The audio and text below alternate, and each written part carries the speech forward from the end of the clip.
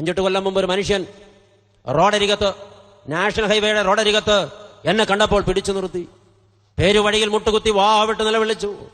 ആ മനുഷ്യനോട് ഞാൻ ചോദിച്ചു, വാരിയെടുത്ത് നെഞ്ചോട് ചേർത്ത് പിടിച്ച് ചോദിച്ചു, എന്തിനാ സഹോദര പേരുവഴിക്ക് കിടന്ന് ഇങ്ങനെ കരയുന്നത്? എന്റെ ജീവിതം മൊത്തം പോയി അച്ചോ, എല്ലാം പോയി അച്ചോ. എന്താ സംഭവിച്ചത്?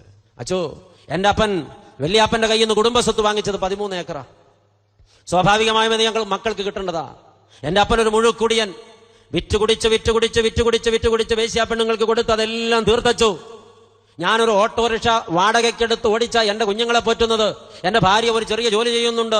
കഷ്ടപ്പെട്ട് ചരതിച്ചു വെച്ച കുറച്ച് കാശ് എന്റെ കയ്യിലുണ്ട്. ഞാൻ ഒരു ദിവസം ചെന്ന് അപ്പനോട് പറഞ്ഞു, അപ്പാ എനിക്കൊരു 5 സെന്റ് മണ്ണെങ്കിലും താപ്പാ, ഞാനൊരു കൂര കെട്ടട്ടെ അപ്പാ, എനിക്കില്ലേ അപ്പാ 2 പിള്ളേര്, നീ വാടാ, നീ എന്റെ മോനല്ലേ. അപ്പനൊരു പ്രത്യേക സ്ഥലം റോഡരികെ കാണിച്ചു കൊടുത്തു. 10 സെന്റ് ഉണ്ട്, അവിടെ അങ്ങ് പണിതോ. എന്റെ അപ്പാ അത് എന്റെ പേരിൽ എഴുതിത്താപ്പാ, അതിന്റെ മനസ്സിൽ വെച്ചാൽ മതി, ഞാൻ നിന്റെ തന്തയല്ലടാ പറഞ്ഞു, പണിതോ. ഈ മനുഷ്യൻ പറഞ്ഞു, അച്ഛാ പണിയെടുത്ത് 10 കൊല്ലം കൊണ്ട് സൂക്ഷിച്ചു വെച്ച ചില്ലറ പൈസയും ചിട്ടി കൂടിയ കാശും ബാങ്കി നടത്ത ലോണും നാട്ടുകാരോട് വായ്പ മേടിച്ചു എല്ലാം കൂടി സ്വപ്നം കണ്ട ഒരു വീട് 9 ലക്ഷം മുടക്കി ഞാൻ ഇവിടെ പണിത് വെച്ചു. പണി കഴിഞ്ഞ് ഞാൻ നോക്കുമ്പോൾ 6 ലക്ഷം രൂപ കടമാ. നിന്ന് തിരിയാൻ എന്റെ കയ്യിൽ ഒന്നുമില്ല. ഒരു പ്രിയപ്പെട്ടവരെ വിളിച്ച് ഒരു കട്ടൻ ചായയെങ്കിലും കൊടുക്കാൻ നിവർത്തിയില്ല.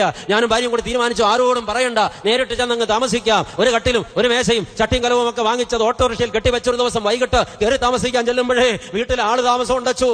ഞാൻ ഞെട്ടിപ്പോയി. ഞാൻ അവരോട് ചോദിച്ചു, നിങ്ങൾ ആരാ? ഇത് എന്റെ വീടാ, എന്തിനാ ഇവിടെ കയറി താമസിക്കുന്നത്? ഞാൻ ചോദിച്ചതിൽ ഒച്ചത്തിൽ അയാളോട് ചോദിച്ചു, എന്നോട് തിരിച്ചു ചോദിച്ചു, നീ ആരാ എന്റെ വീട്ടിൽ വന്ന് ആക്രോശിക്കാൻ? ഇത് എന്റെ വീടാ, നീ ആരാടാ?